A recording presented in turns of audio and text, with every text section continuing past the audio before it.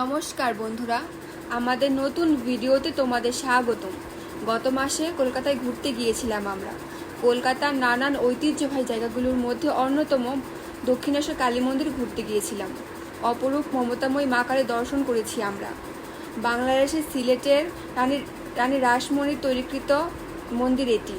হাওড়া ব্রিজের পাশে গঙ্গা নদীর তীরবর্তী দক্ষিণেশ্বর কালী মন্দির অবস্থিত। কৃষাণ ও কৃষাণের বাবা গঙ্গা নদীতে স্নান করেছে। গঙ্গা নদীর এই বান আসার মুহূর্তটি সরাসরি উপভোগ করেছি আমরা। আহ, কি দৃশ্য! মন্দিরটি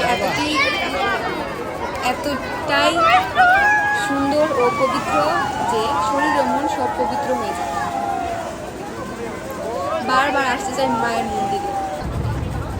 আপনাদের সবার ভিডিওটি ভালো লেগে থাকলে একটি লাইক করে দেবেন, শেয়ার করে দিন, সাবস্ক্রাইব করে দেবেন।